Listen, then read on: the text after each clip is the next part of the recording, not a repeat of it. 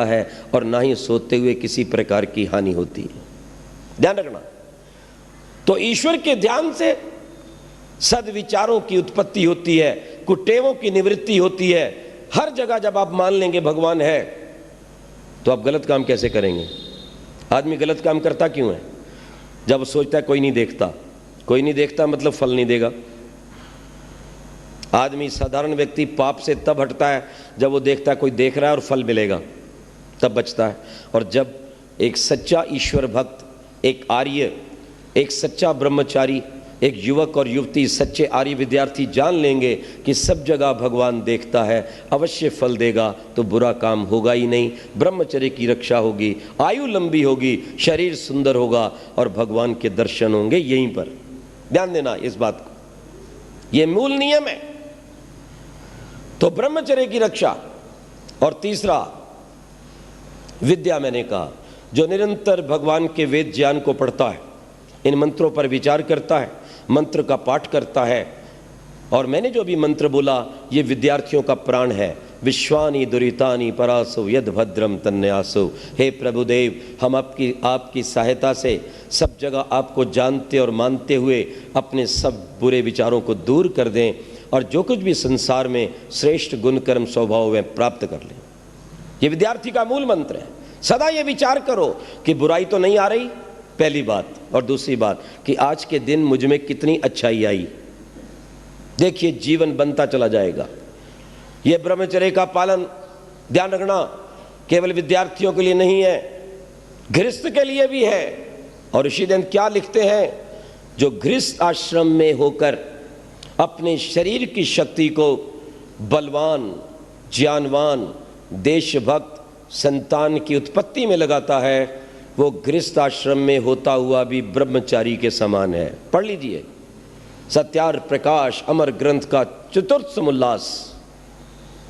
आज तक ऋषि ध्यान से पूर्व अथवा पश्चात आने वाले तथा कथित लोगों ने, महंतों ने, संतों ने, गुरुओं ने क्या कहा? गृहस्थ नरक का द्वार है, नारी नरक का द्वार है। लेकिन इस धरती पर याद रखना, प्राचीन आर्य ऋषियों की परंपरा में कणाद, कपिल, गौतम और पतंजलि की परंपरा में ऋषि ध्यान ने यह कहा, गृहस्थ मुक्ति का द्वार है, नारी मुक्ति का द्वार है। नारी इस संसार की आधारशिला है जो अपने गर्भ में ही अपने बच्चे को ब्रह्मचारी बना सकती है। और इसलिए माँ के लिए उपदेश है, पिता के लिए उपदेश है, गुरु के लिए वेद का उपदेश है। क्या कहता है? मेढ्रम ते शुंधामी। हे बालक, मैं तेरी प्रजनन को शुद्ध करती हूँ, तेरी प्रजनन इंद्रिय को शुद्ध करती हूँ। मेढ्रम ते शुंधामी। और जब मेरे देश की माताएं स्वयं ब्रह्मचर्य का पालन करती थी और एक बार गर्भ धारण होने पर 9 मास तक ब्रह्मचर्य का पालन करती थी, जब इस देश के योग्य पिता गर्भवती होने तक पूर्ण ब्रह्मचर्य का पालन करते थे। याद रखना, जब अध्यापक ब्रह्मचर्य की शिक्षा देता था, जब देश का राजा भी ब्रह्मचर्य का उपदेश करता था, ब्रह्मचर्येण तपसा राजा राष्ट्रम विरक्षति, वेद के शब्दों में, तब मेरे देश के अंदर संतानें योग्य, बलवान, चरित्रवान, दीर्घ आयु की हुआ करती थी। और इस देश में दूध की नदियां बहती थी, माताओं बहनों का चरित्र सुरक्षित होता था, गौओं के हत्यारे नहीं थे, और विदेशियों के तलवे चाटकर, आतंकवादियों के तलवे चाटकर मात्र कुर्सी का व्यापार करने वाले गद्दार नेता नहीं थे। तब वो राजनेता अपने आप को भगवान का प्रतिनिधि समझते थे और ऐसा विचार करते थे, इस जनता का कल्याण करना, जनता को चरित्र देना, जनता की सुरक्षा करना हमारा परम धर्म है, तभी परमात्मा प्रसन्न होगा। पर आज तो इन्हें परमात्मा को प्रसन्न नहीं करना, अपने देश को नहीं बनाना, अपने देश के युवक युवतियों को चरित्रवान नहीं बनाना, ब्रह्मचर्य की शिक्षा नहीं देना, इनको तो प्रसन्न आतंकवादियों को करना है, जिसके लिए गौ हत्या करवा रहे हैं, शराब चला रहे हैं, अंडों के ढेर लगा रहे हैं, समलैंगिकता का प्रचार करना चाहते हैं। ध्यान रखो, जिस देश ने बाल ब्रह्मचारी हजारों ऋषि दिए, जिसके कारण ये देश विश्व का गुरु बना, और जिस देश की धरती पर आकर विदेशी भी नतमस्तक होते थे, एतद्देश प्रसूतस्य सकाशादग्र जन्मना स्वयं स्वयं चरित्रम शिक्षेरण पृथिव्याम सर्वमानव। अरे मेरे देश की धरती पर नालंदा पर आकर के शिक्षा ग्रहण करते थे विदेशी लोग। आज भी कुछ विदेशी जब आते हैं हमारे देश में उतरते हैं तो सबसे पहले एरोड्रम पर आकर, हवाई अड्डे पर आकर भारत की मिट्टी को उठाते हैं, चंदन के समान माथे पर लगाते हैं। धन्य है भारत भूमि, धन्य है भारत की चंदन रूपी माटी, जिसने इतने ऋषियों को जन्म दिया। हम भी इसकी शरण में आकर इसकी संस्कृति को पाकर अपने आप को चरित्रवान बना लें और अपने परमात्मा के प्रिय बन जाएं। आज आवश्यकता है कि मेरे देश में चरित्र का प्रसार हो, ब्रह्मचर्य की बात हो। ब्रह्मचर्य की बात करते हुए लोग डरते हैं, और यूं डरते हैं इसलिए कि स्वयं चरित्रवान नहीं, स्वयं ब्रह्मचर्य की रक्षा नहीं करते। और निश्चित रूप से जिसने परमात्मा के द्वारा दी गई इस मूल्यवान संपदा ब्रह्मचर्य की रक्षा नहीं की, वो ब्रह्म को 3 काल में भी पा नहीं सकता है। मैं वही बात फिर दोहरा रहा हूं, जिसने छोटी सी भगवान की धरोहर का सदप्रयोग नहीं किया, विषय वासनाओं में उजाड़ दिया, उसे भगवान और क्या देगा। जो देगा वो तो मैं बता ही चुका हूं, रोग और भोग देगा।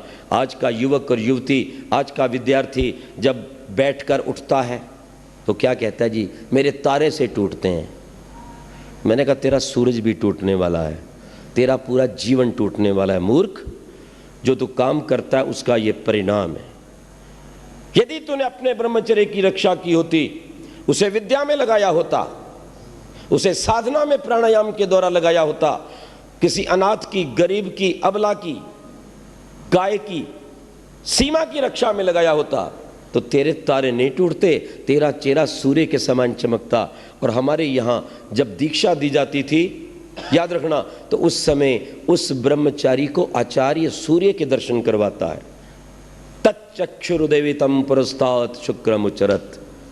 ओ मेरे शिष्य, सूर्य के समान चमकना, सूर्य के समान तेजस्वी बनना, सूर्य के समान नियम को मत छोड़ना, सूर्य के समान ब्रह्मचर्य की रक्षा करना, नियम पर अडिग रहना, और सूर्य के समान सारे जगत को खींच लेना, प्रभावित करना।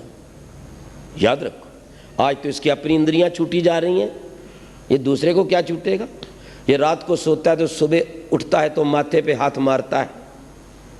सब कुछ खराब हो चुका है, जो कुछ कमाया था वो गंदी नाली का शिकार हो चुका है। और इस देश के गद्दार नेता, कुछ गद्दार सिनेमा बनाने वाले व्यक्ति, और कुछ इस देश के गद्दार डॉक्टर जो वैदिक संस्कृति को नहीं जानते हैं, जो आयुर्वेद को नहीं जानते हैं, और वो भट्ट जैसे व्यक्ति, फिल्म निर्माता, शर्म आनी चाहिए उनको। ऐसे लोगों को भारत का नागरिक होना चाहिए। जिस भारत के संविधान में लिखा है कि भारत का प्रत्येक नागरिक भारतीय संस्कृति से ओतप्रोत हो, अपनी ऋषियों की परंपरा से ओतप्रोत हो, अपने देश की प्राचीन धरोहर से सुसज्जित हो। और ये भट्ट जैसा व्यक्ति दूरदर्शन के ऊपर एक बेचारी मुसीबत की मारी हुई वेश्या को खड़ा कर रहा है और उसके गीत गा रहा है। वैसे तो प्रायः बहुत कम दूरदर्शन देखने का समय मिलता है, जबकि हमें प्रतिदिन समाचार सुनने चाहिए, क्योंकि ये विनाश कर रहे हैं देश का।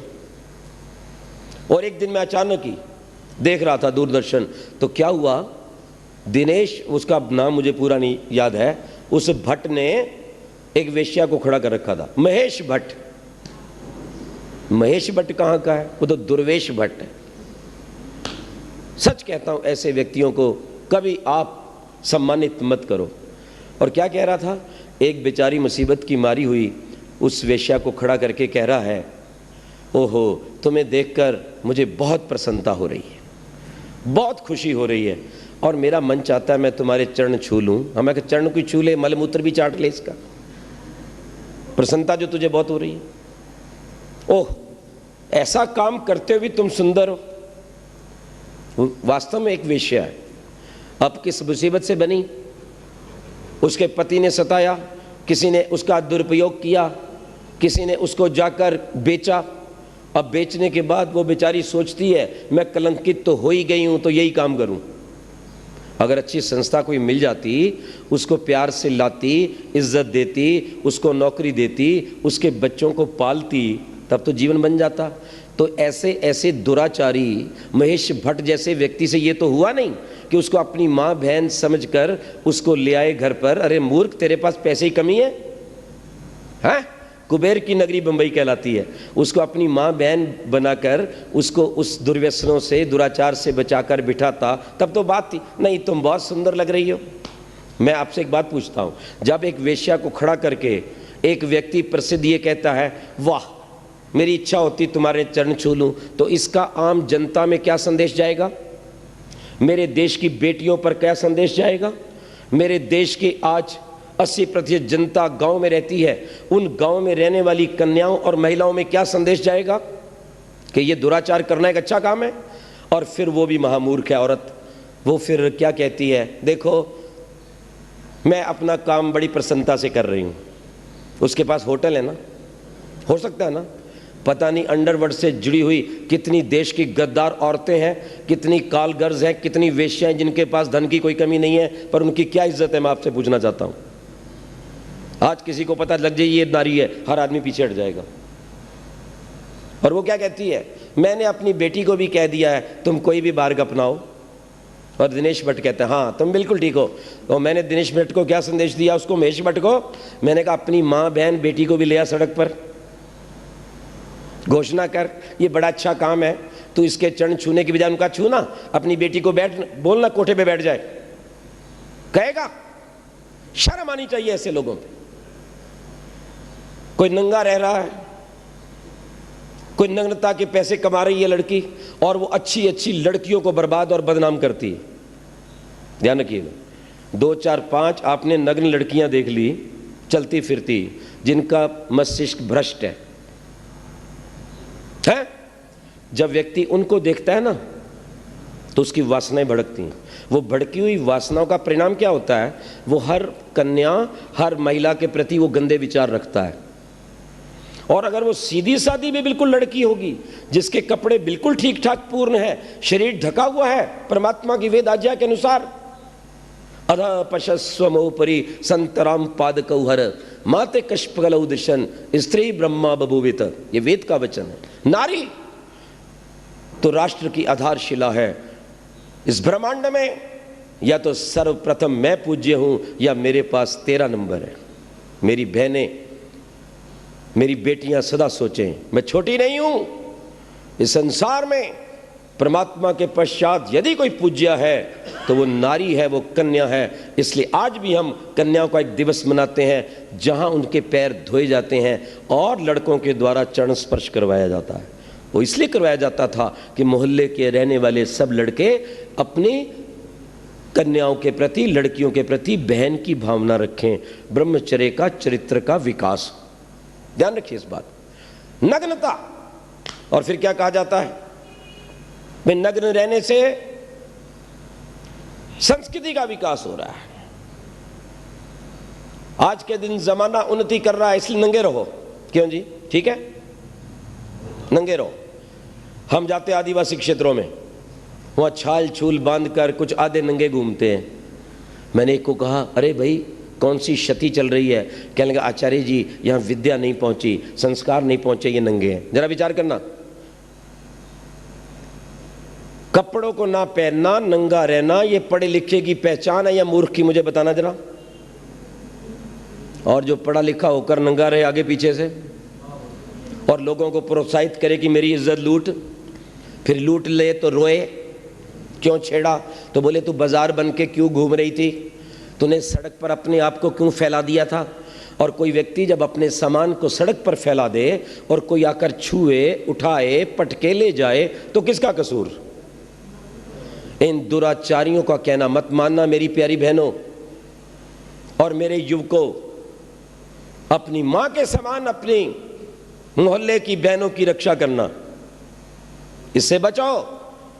और कुछ लोग ये भी पाठ पढ़ा रहे हैं, स्कूल कॉलेज के अंदर कोई फर्क नहीं पड़ता, अगर लड़का लड़की आपस में बात करते हैं, मित्रता करते हैं, अलग बैठते हैं, अलग सिनेमा देखते हैं, पार्क में घूमने जाते हैं। मैंने कहा स्कूल है यहाँ की पति पत्नी का चुनाव करने की संस्था, जरा ये तो बता दो। तुम्हें एक थोड़ी सी भी लज्जा नहीं आती? अरे ये विद्यार्थी इस विद्यालय में विद्या ग्रहण करने के लिए आए हैं या अपने जीवन साथी का चुनाव करने आए हैं? यहाँ तो उचित एक वेशभूषा रहनी चाहिए, उचित दिनचर्या रहनी चाहिए, और प्रत्येक विद्यार्थी को घर से अपने विद्यालय में और विद्यालय से घर जाना चाहिए। और यदि आप ये गलत संबंध जोड़ोगे, ये कभी सुखदायी नहीं होगा। मैंने अनेक विश्वविद्यालयों में झगड़े होते नहीं देखे, कत्ल होते देखे। एक कन्या बैठी थी मेरी बाजू में बस में, खिड़की की ओर से एक नौजवान आया, कहता है महाराज महाराज। मैंने कहा क्या बात है? वो आपके बाजू में एक लड़की है, जरा उससे बात करवाओ। मैंने कहा बहन जी वो आपको बुला रहा है। वो कहते नहीं नहीं मैंने नहीं बात करनी। मैंने कहा भैया वो कह रहा है मैंने बात नहीं करूंगी। तो बोले कॉलेज में तो वो खूब घूमती है, सबसे बात करती है, तब उसको शर्म नहीं आती, मेरे साथ बात करने में शर्म आती है। अब सुन लो, विचार करो, जीवन बर्बाद हो जाएगा, शिक्षा समाप्त हो जाएगी, चेहरे के 12 बज जाएंगे, पढ़ाई लिखाई शून्य हो जाएगी, और दिन रात उसी चक्कर में आपका जीवन निश्चित नष्ट हो जाएगा। और होता है।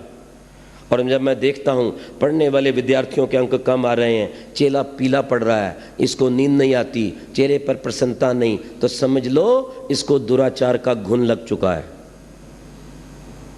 कोई कितना भी कहे, कैसे बचें? एक सीधा सा उपाय बताता हूँ।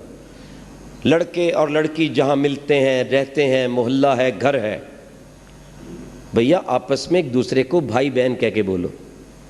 मैंने एक लड़के को कहा ये हाय बाय क्या करते रहते हो, ये मेरी फ्रेंड वो फ्रेंड। मैं कहा बहन क्यों नहीं कहते? कहता आप तो वैसा ही सोच लेते हो। मैंने कहा मैं तो ठीक ही सोच रहा हूँ, पर तेरी समझदानी ठीक नहीं है, उसके अंदर माल बड़ा गंदा भरा है। मैं एक बात तुमसे मैं पूछूं, मैंने कहा तुम अपनी बहन से क्या उतना ही प्यार करते हो जितना उधर? जितना लंबा तुम उस लड़की को छोड़ आए मोटरसाइकिल पे बिठा के 15 किलोमीटर, अगर तुम्हारी बहन कहती मुझे अभी जाना है, तो तुम क्या कहते? अब तो हैंडल डाउन हो गया, अब तो शर्म आने लग गई। एक ही उपाय है, माता पिता को भी कहना चाहता हूं, गुरुकुल के आचार्यों को, विद्यालयों के प्राचार्यों को मैं कहना चाहता हूं, और यहां बैठे हुए युवक और युवतियों को कहना चाहता हूं, यदि आप स्वस्थ सुंदर बलवान बनना चाहते हो, निरोग बनना चाहते हो, बिस्मिल भगत सिंह आजाद के समान यदि अपने भारत की रक्षा करना चाहते हो, तो आज से एक नियम बना लो कि प्रत्येक कन्या को आप बहन कहेंगे और प्रत्येक कन्या दूसरे लड़के को भाई कहेगी। भाई और बहन कहने में ही रोग चले जाते हैं और पवित्रता आ जाती है। करके देखिए, और इसी का प्रयोग कार्यालयों में कीजिए। जो विवाहित है उनको भी मैं कहना चाहता हूं, क्यों नहीं प्रयोग करते? इसलिए नहीं करते ना कि मामला गड़बड़ है। इसलिए ब्रह्मचर्य की रक्षा के लिए ध्यान रखना, यह साधन है। सात्विक भोजन, प्रतिदिन व्यायाम, आपके शरीर की शक्ति खप जाए, ब्रह्मचर्य, सर्वांग आसन, गाय का दूध, सब्जी, दिन भर पानी पीते रहना ताकि कब्ज ना हो। कब्ज नहीं होगी तो ब्रह्मचर्य की रक्षा होगी। रात्रि जल्दी सो जाना। जो रात भर जागते हैं, रात को वायु बढ़ती है, वायु मन को चंचल करती है, और वो व्यक्ति कोई भी कुकर्म कर सकता है, वो अपने आपे से बाहर होता है। ध्यान रखना इस बात को। और रात्रि मंत्रों का पाठ करके सोइए। तन में मनः शिव संकल्पमस्तु। हमारे यहाँ ब्रह्मचारियों को ब्रह्मचर्य की रक्षा के लिए एक मेखला बांधी जाती थी, शायद आपने कभी देखी हो, और उस मेखला में एक गांठ होती थी बहुत मोटी, मूंज की मेखला, पीछे मोटी गांठ। क्या रहस्य था उसका? कि ये विद्यार्थी सीधा ना सोए। सीधा सोने से ब्रह्मचर्य की हानि होती है, हमारे पेट का और उधर हमारे मूत्राशय का दबाव पड़ता है। इसलिए यदि आपने ब्रह्मचर्य की रक्षा करनी है, बिना स्वप्न के शांत निद्रा में सोना है, पवित्र बल को प्राप्त करना है, तो सदा करवट में सोइए। बायां करवट सबसे अच्छा है, दाहिना स्वर चलता है, शरीर में अग्नि का विकास होता है और सब कुछ पच जाता है। ध्यान रखिए, ये एक और साधन है।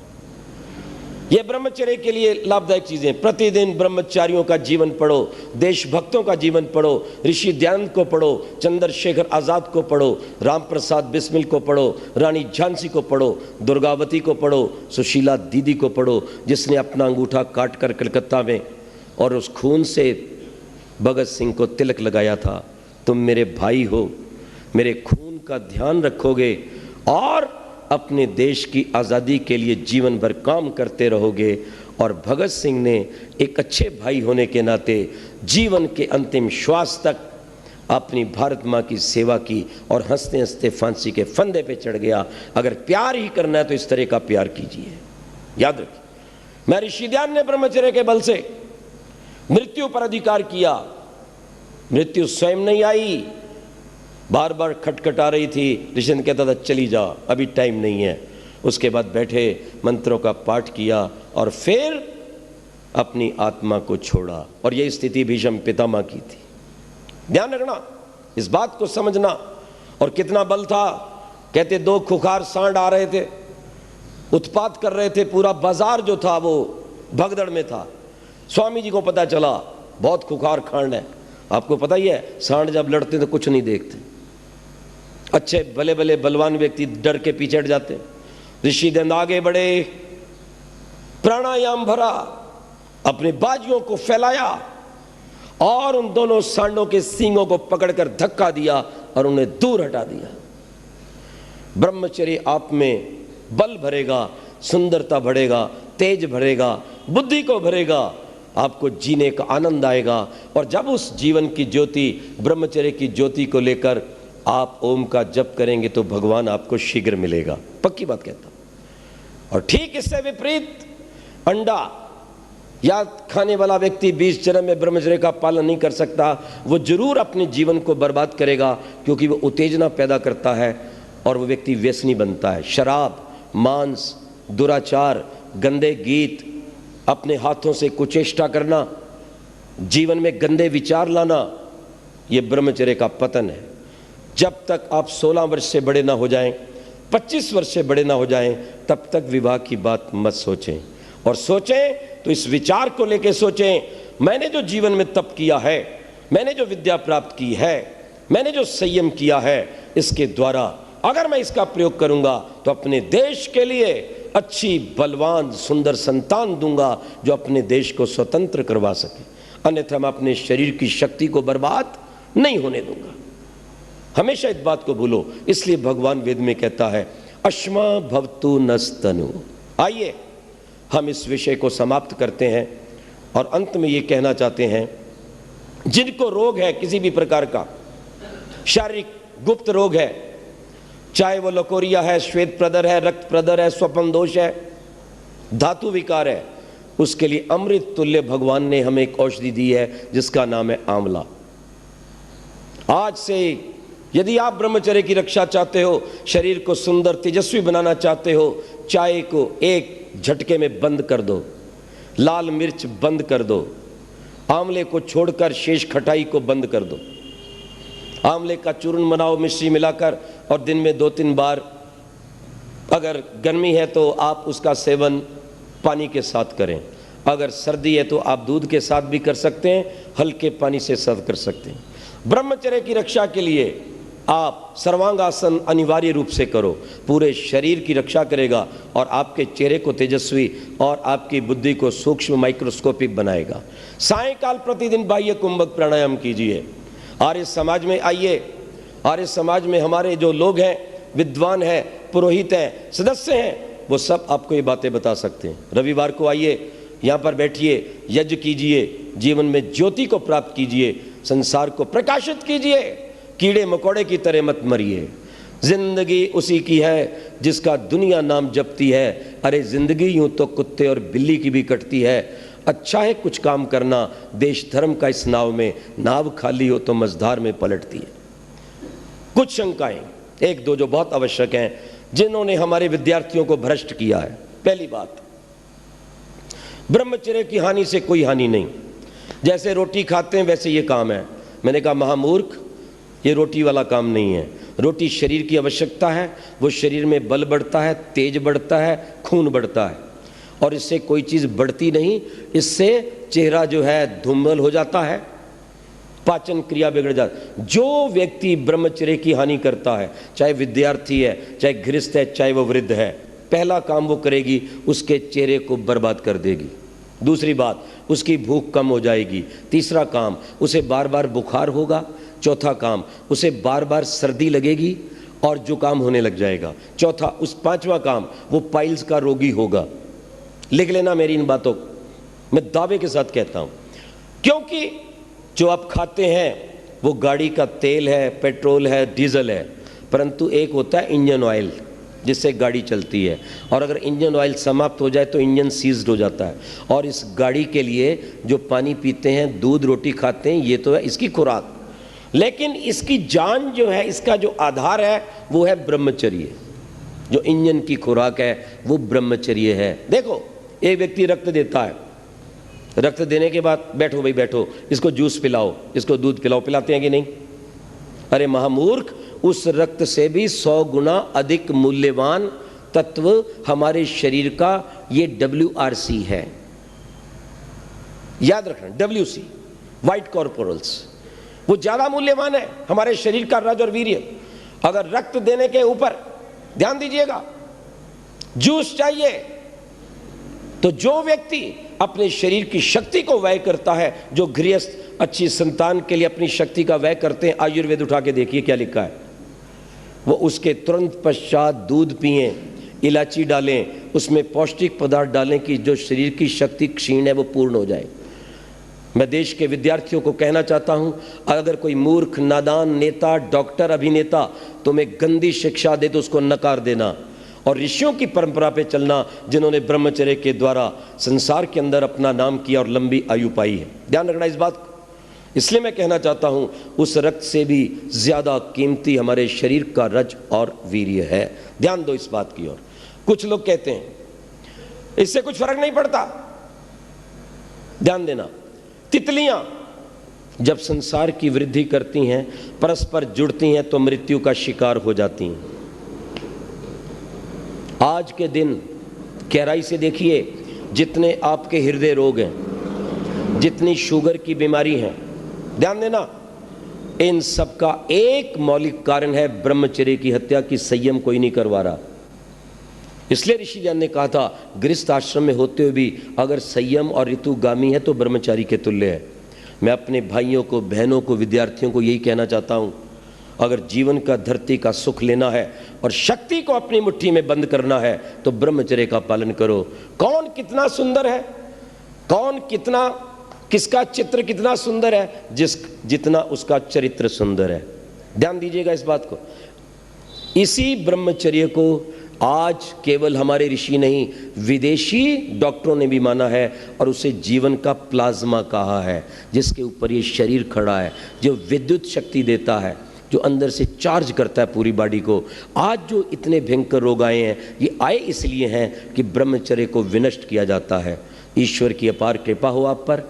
आप अपने भोले शंकर के समान, ब्रह्मा के समान, राम के समान जिसने 14 वर्ष तक ब्रह्मचर्य का पालन किया, कृष्ण के समान जिसने विवाह के पश्चात भी 12 वर्ष तक ब्रह्मचर्य का पालन किया, ब्रह्मचर्य महत गौरम तीर्थवादोष वर्ष, मैं ऋषि ध्यान के समान जिसने जीवन भर ब्रह्मचर्य का पालन किया, राममूर्ति के समान जिसने ब्रह्मचर्य का पालन करते हुए सैंडो को कहा था, अगर तूने अंडे मांस बकरे खाए तो मेरे सामने आओ। कहते हैं 2 मुक्के मारे थे सैंडो ने राममूर्ति को। राममूर्ति दयानंद का अनुयायी था, उसने 2 मुक्के खा लिए, प्राणायाम भरा, कुछ नहीं हुआ। उसने कहा तैयार हो जा मेरे बेटे, आ रहा है भारत का मुक्का, गाय के दूध का मुक्का, प्राणायाम का मुक्का, ये गेहूं का मुक्का, गाय के घी का बना मुक्का आ रहा है। कहते एक मुक्का जब मारा सैंडो को तो मुँहे मुंह होकर के और जाकर के वो चित्त हो गया धरती के ऊपर। लोगों ने हाहाकार कर दिया, बस बस बस अब नहीं, अब नहीं। तो बोले दूसरा कौन खाएगा, मैंने 2 खाए हैं। ये है ब्रह्मचर्य की ताकत। इसलिए मेरे अपने देश के युवकों और युवतियों को कहना चाहता हूं, ब्रह्मचर्य के बल पर हमारे देश के वीरों ने, बिस्मिल भगत सिंह आजाद ने इस देश को आजाद करवाया। वो फांसी को देखकर भी व्यायाम प्राणायाम करते थे। आज ये प्रतिज्ञा करके जाओ, यहां पर प्रतिदिन सूर्य से पहले उठेंगे, क्योंकि सूर्य के पश्चात ब्रह्मचर्य की हानि होती है। सदा अच्छे विचार रखेंगे, एक क्षण भी व्यर्थ नहीं गवाएंगे, दिन में नहीं सोएंगे। जो दिन में सोएगा वो रात को बच नहीं सकता गिरने से, उसको नींद गहरी नहीं आएगी। इसलिए दिन में नहीं सोएंगे, दिन भर काम करेंगे, व्यायाम करेंगे, अपने जीवन को बलवान करेंगे और अपने देश की शान बनेंगे, जिससे कि आपका देश महान हो, सोने की चिड़िया फिर से ये बन जाए, विश्व का गुरु बन जाए। और जितना आतंकवाद है आपके ब्रह्मचर्य चरित्र के बल से यहाँ से हट जाए और भारत पुनः विश्व का सम्राट बन जाए। प्रभु से मेरी ऐसी प्रार्थना है, हम उसके आदेश का पालन करते हुए अपने जीवन को संयमी बनाएं, पवित्र बनाएं, चरित्र से युक्त बनाएं, सदा शाकाहारी पवित्र पावन भोजन करके और उस प्रभु के आनंद को पाएं। ओम शांति शांति शांति।